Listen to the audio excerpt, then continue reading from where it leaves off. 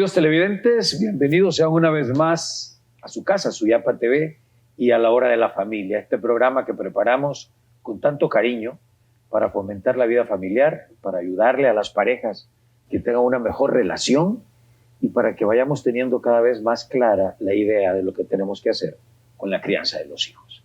Y bueno, estamos usualmente aquí, doña Gracia de Villeda, doña Luchi de Celaya y este servidor Robert Martínez, pero hoy doña Gracia no está, pero aquí estamos con Luchi, más que dispuestos para llevarles a ustedes un programa. Y hoy vamos a hablar de un tema, Luchi, del que se habla poco, es decir, todos sabemos por experiencia propia la importancia que ha tenido para nuestro proceso incluso de civilización, pero de maduración, o sea, de mejora personal, de transmisión de valores, la mesa, el lugar donde en principio 3 veces al día la familia coincide. Ya vamos a hablar qué es lo que ha pasado en los últimos años, y que se convierte realmente en un lugar formativo por excelencia, y además, como un autor dice que la mesa familiar es una especie de altar, o sea que ahí realmente suceden cosas importantes. Entonces, empiece usted a hablar sobre este tema, ¿no? O sea, cómo efectivamente, qué cosas se dan alrededor de la mesa y cómo efectivamente ese compartir la mesa es algo tan importante para la familia. Sí, ahorita que lo escuchaba en la introducción, Roger, que usted decía es algo de lo que no se habla muy a menudo. Yo creo que no se le da la importancia que tiene, que merece. A lo largo de los años hemos ido perdiendo más y más la costumbre, pues por una serie de situaciones, por la prisa que vivimos, porque los trabajos se han vuelto mucho más exigentes. ¿Usted se acuerda? Bueno, yo cuando estaba pequeña, que había como la doble jornada. Claro, yo lo viví. Porque la doble jornada, de alguna forma, pues respetaba ese tiempo en familia del almuerzo. Entonces uno iba a casa y almorzaba con los papás y había como un alto en el día, que eso pues obviamente se ha perdido y que lo entendemos. Pero hemos dejado también de poner la mesa, de servir la mesa y de encontrarnos alrededor de la mesa, pues porque todo el mundo tiene horarios distintos hoy en día, porque se llega tarde, porque no se hace un esfuerzo. Y eso tiene mucho que ver. Creo que sí estamos cansados, todos trabajamos, los que trabajamos dentro y fuera de casa, hay un cansancio, hay un estrés, y la gente dice, es que encima lo que me supone poner mesa, poner un mantel, ¿verdad? No digamos. Y entonces comemos casi que de la olla, ¿no? De servirnos en la estufa. O parados en la cocina, sí. Y en un taburete en la cocina. Pero creo que no nos estamos perdiendo de una riqueza, de lo que implica la acogida, de ese encuentro fundamental de la familia alrededor, ¿verdad?, de una mesa. Nos da un sentido de pertenencia profundo, de unidad, porque uno dice, bueno, esta es la familia, ¿no? Aquí nos escuchamos unos a otros, compartimos nuestro día a día, y hay muchas dinámicas que uno puede hacer, porque cuando no lo ha hecho Roger, de pronto le parece un poquito raro, extraño, ¿no? Se siente como a veces un poquito forzado, pero cuando uno se sienta alrededor de la mesa, y yo siempre le digo a mis hijos, porque es una costumbre que hemos tenido siempre, de que cuando falta uno, ¿verdad?, hasta el puesto está vacío. Sí, porque cada quien tiene su puesto. Uno no se sienta como en un restaurante donde cae, sino que cada quien va escogiendo o por la misma vida le va pues asignando un lugar alrededor de la mesa. Y es un lugar maravilloso. Y vamos a hablar a lo largo de este programa cuáles son esos beneficios, esas bondades de realmente procurar hacerlo. Y yo quiero aquí hacer hincapié. Si no lo podemos hacer todos los días, por lo que hemos dicho, por el ritmo, por esa vorágine que vivimos, pero procurar hacerlo 2, 3 veces a la semana. O, ¿verdad?, hacerlo el fin de semana. Sí. Pero de no pensar, esto es imposible, no puedo, me abruma, me supera, porque de verdad que es un momento maravilloso que los hijos, tanto los pequeños, ¿no?, donde ya se va dejando una especie de impronta, de huella, como los grandes, los adolescentes, donde encuentran como un oasis también, porque es un momento donde el adolescente puede, pues, platicarnos de lo que trae en su cabeza, de lo que le está preocupando, de lo que le motiva, le emociona, y que nosotros podamos escuchar distendidamente, ¿verdad? Y poniendo realmente el oído, de realmente escuchando. Creo que es un momento fantástico que se puede hacer o temprano en la mañana, en el desayuno, aunque sea un poco más rápido, o pues lo idóneo, lo verdaderamente, digamos, lo mejor es hacerlo al final del día, cuando ya no hay esa prisa. Sí, yo quiero que además, Lucha, hablemos, usted lo ha dicho muy bien, es decir, el contexto ha ido cambiando.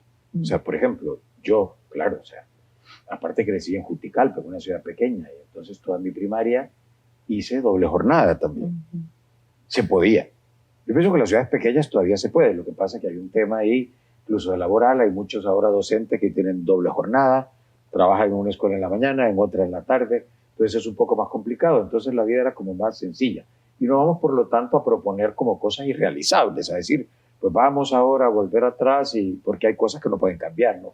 Las ciudades han crecido, imagínese usted en Tegucigalpa una doble jornada sería, o sea, no se podría, simple y sencillamente por los desplazamientos y todo lo demás. Pero yo sí recuerdo y estoy claramente consciente de la importancia que tuvo para mi formación personal los 3 tiempos, porque sí eran los 3 tiempos. Era desayunar juntos, temprano, para poder ir a la escuela. En primaria más o menos entraba a las 8, con lo cual a las 7 uno estaba desayunando. Luego regresar a las 11, mi papá era muy puntual, entonces en mi casa se comía a la 1 en punto, o sea, en punto. A la 1 estaba todo el mundo en la mesa, y luego en la tarde, pues volver a salir otra vez a la escuela, y en la cena otra vez juntos. Entonces yo digo, fueron hasta mis 12 años, ha pasado mucho tiempo ya, pero hasta mis 12 años, haber comido durante pues, toda la semana prácticamente. Ahí era al revés, porque usualmente el fin de semana mi papá se iba a una casa de campo que tenía, entonces, y yo no siempre iba, yo no fui nunca así como muy amigo del campo. Pero, cabal, lo que usted dice, es decir, de lo que hablamos a lo largo de 12 años, 3 veces al día, que le vamos a hablar sobre eso, ¿no? Transmitiendo valores, dando criterio, y además, efectivamente, era un momento como bastante distendido. Ahora, repito, es difícil, o sea, yo no sé cuántas familias son capaces de lunes a viernes todavía de sentarse a desayunar juntas, porque los horarios son dispares. Ahora hay muchísima gente que no desayuna, por ejemplo, sino que sale corriendo. Después, a la hora del almuerzo, pocas familias tienen la suerte de estar en la casa, usualmente cada quien está en su trabajo. Pero como usted dice, yo creo que tenemos que defender la cena, porque el problema es que en la cena hay gente que está a dieta, o gente que llega más tarde, o gente que...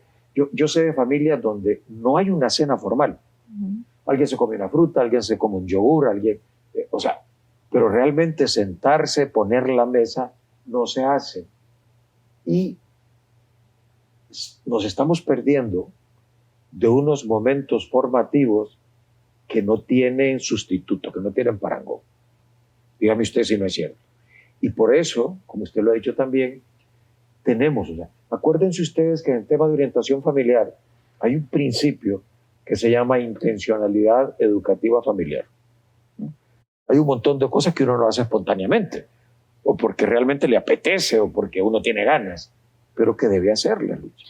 Yo creo que esta es una de las recomendaciones que uno como orientador familiar puede dar con una claridad meridional, como dice Roger, de saber que si se practica van a haber un montón de beneficios a corto, a mediano y largo plazo. Y esto es algo muy estudiado además. Sí, la mesa claro no es algo como que lo estamos diciendo porque nos suena bien o porque lo hemos hecho y nos ha funcionado. Esto es algo que a lo largo de diferentes culturas y del tiempo se ha comprobado que tiene unos resultados positivos como muy marcados.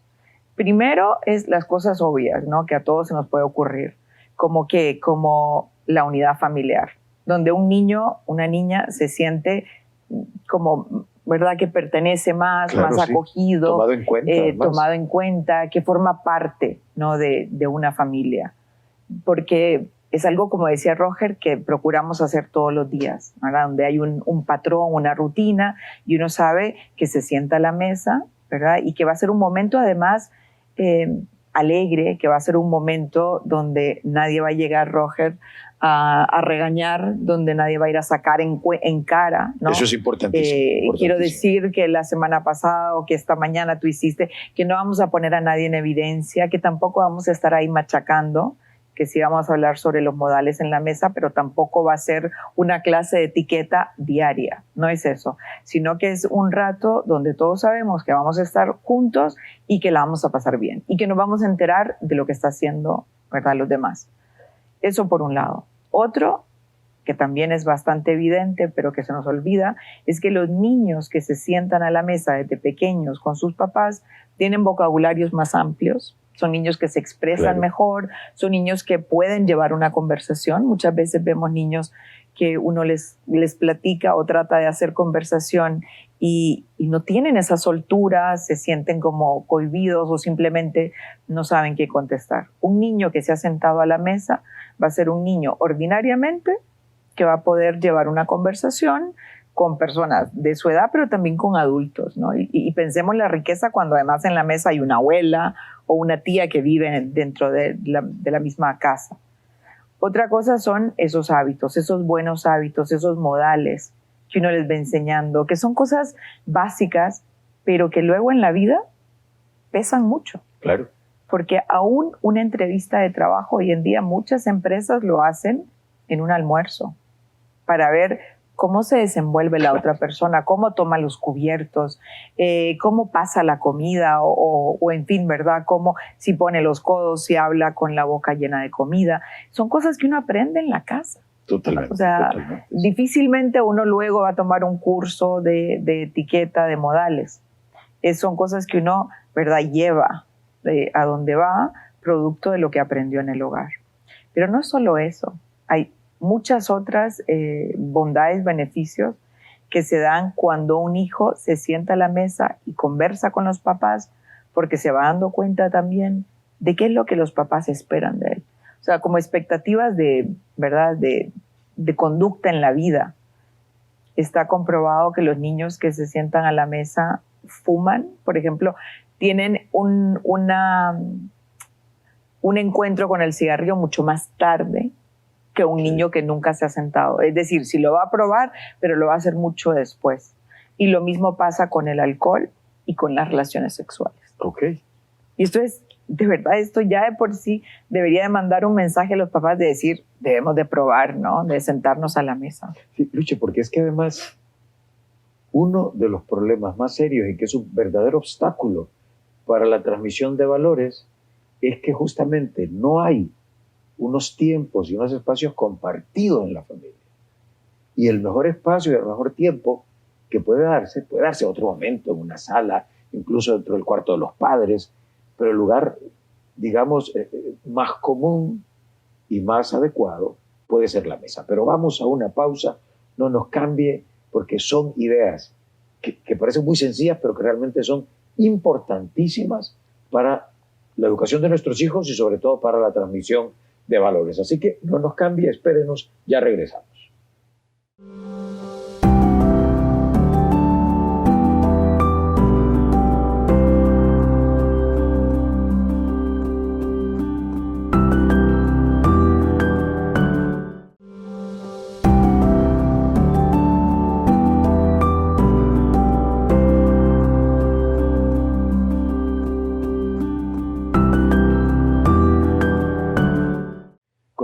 Continuamos aquí en la Hora de la Familia. Les recordamos antes de continuar que este programa llega a usted gracias al patrocinio de UNITEC, la Universidad Tecnológica Centroamericana.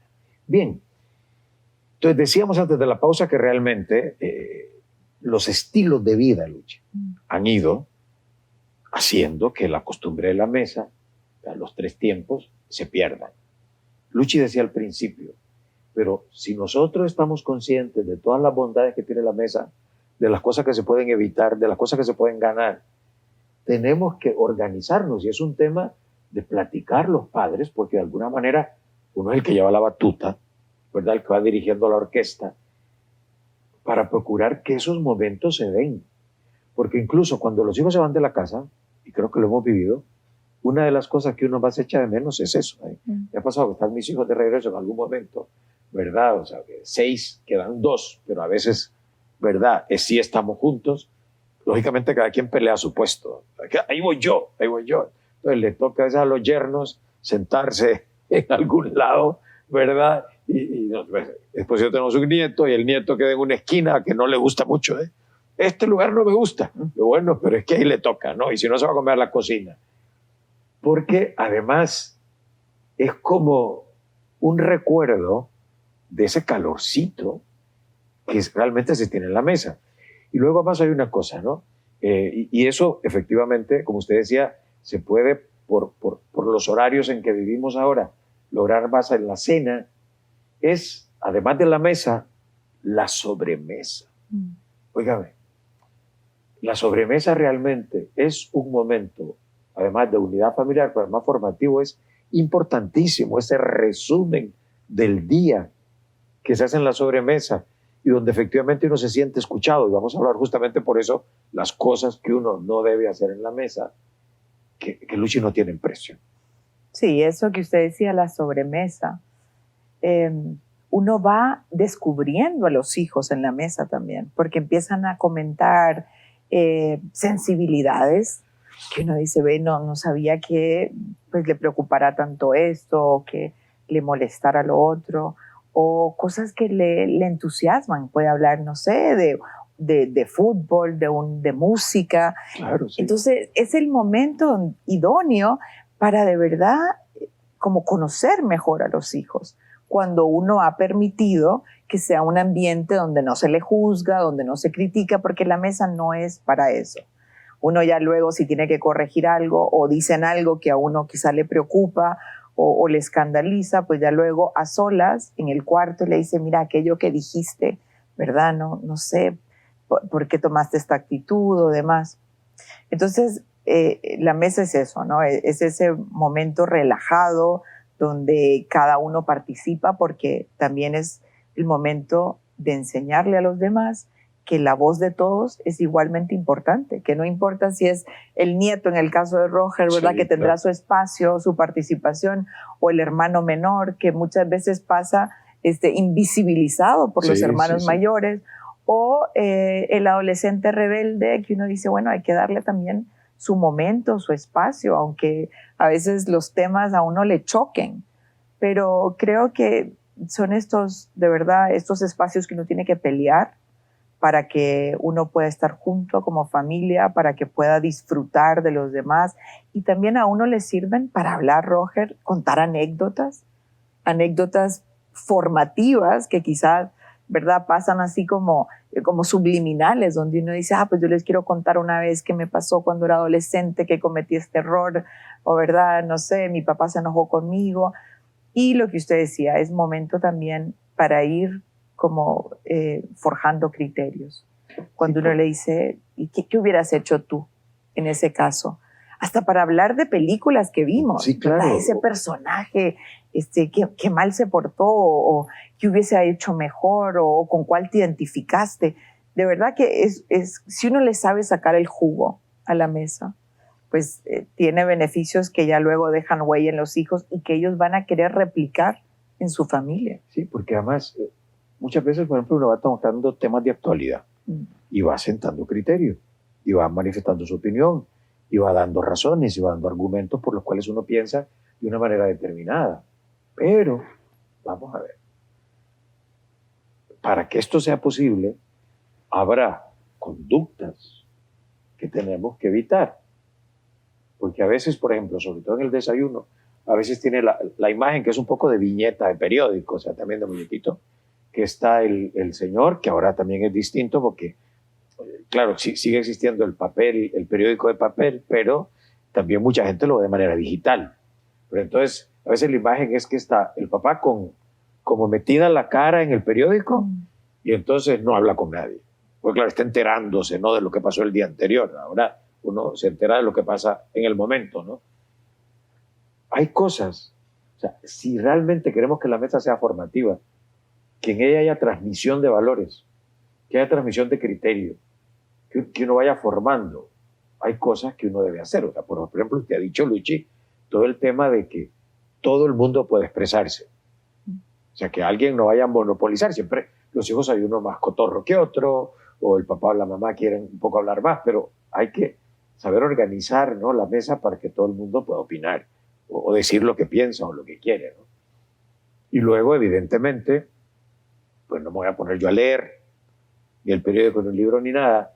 Y ahora, vamos al tema, ¿verdad? Que realmente cómo cuesta ahora a las familias, es que todo lo que son pantallas y aparatos tienen que estar fuera de la mesa, porque lo que no puede ser es que un momento de comunión familiar se convierte en un momento de aislamiento individual y hay uno con sus audífonos puestos, ¿verdad? Otro, casi que ahora la etiqueta debería decir dónde se coloca el celular, ¿verdad? Que realmente la mesa, el celular más bien no es un aparato para poner en la mesa, tiene que quedar definitivamente fuera de la mesa, no va a pasar nada en ese rato que sea tan urgente, y si no, pues lo tienen a un lado y ya sonará, ¿no?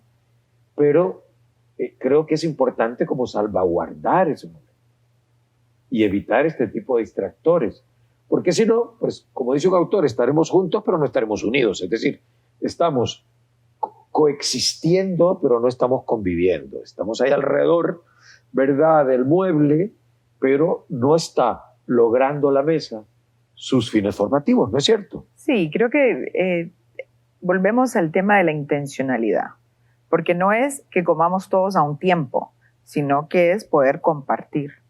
Y para ello se requiere de tener 0 distractores. Claro. Y ya lo decía Roger, las pantallas, nada, ni ponerlo sobre la mesa que uno está viendo a ver qué mensaje me entra, a ver si me interesa, si es importante, porque siempre nos sentimos justificados. Cuando ponemos el aparato, ya luego, no, es que este sí es importante, este lo tengo que contestar. Entonces, definitivamente ningún aparato, tampoco televisión. Yo recuerdo, en mi época salió, ¿verdad?, ya cuando la gente se puso la moda de comer, pero con el televisor puesto. Sí. Entonces, no se trata de eso. Todo el mundo estaba viendo, además, muchas veces en Honduras era la hora de una novela. Sí. Y entonces todo el mundo, en vez de platicar, están con el televisor puesto viendo la novela. Entonces, ningún tipo de distractor, ni tampoco la música, porque hay gente que pone como música. Es un momento de verdad sagrado donde todos procuramos estar a la mesa juntos a un tiempo, ¿verdad?, de hacer un verdadero esfuerzo. Al principio, como decía yo en el primer segmento, pues cuesta poner este patrón, esta rutina, pero vale la pena. Es una costumbre donde todos ganamos, donde todos nos enriquecemos y donde verdaderamente estrecha los lazos familiares. Sí. Y yo quiero hacer énfasis en algo que Luchi ha dicho, ¿eh? Si hay un tema controversial, podría ser a veces las calificaciones de un hijo, de una hija, o alguna queja que uno ha recibido, la mesa no es el momento. Primero porque además, o sea, es creo de conocimiento público que comer enojado es malo. O sea, uno no le sienta bien la comida si uno está molesto. Y se hace encima enojar al otro, al hijo o a la hija, y aprovecha para efectivamente sacar la queja, aparte de que estamos, como Luchi ya ha dicho también, o sea, uno felicita en público, pero corrige en privado. Habrá otro momento en el cual uno podrá hacerle ver a un hijo o una hija que hizo algo inadecuado, pero no es la mesa, porque efectivamente lo que tenemos a veces, si empezamos a hacerlo, es que tenemos un hijo o una hija que se levanta, agarra su plato y se va para su cuarto. Y si esto no hay quien lo aguante, y yo no sé para qué quieren insistir en que comamos juntos, si lo que van a hacer es aprovechar para hincharnos en cara o para regañarnos por alguna cosa.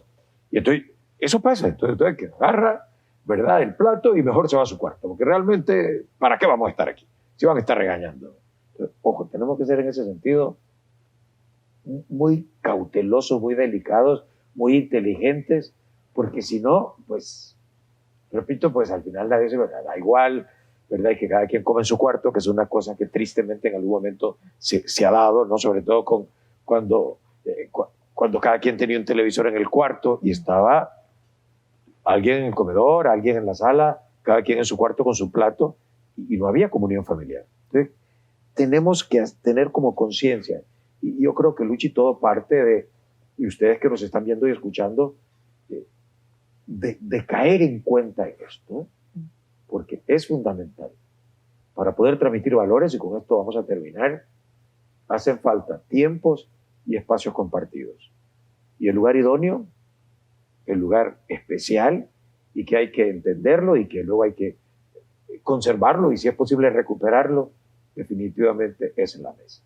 Así que papás y mamás tienen tarea, hay que pensar y ver cómo se va organizando para que por lo menos un tiempo al día o defender a capa y espada el fin de semana para que puedan estar juntos alrededor de la mesa. De nuestra parte es todo por hoy. Ya nos veremos en otra ocasión aquí en su programa La Hora de la Familia.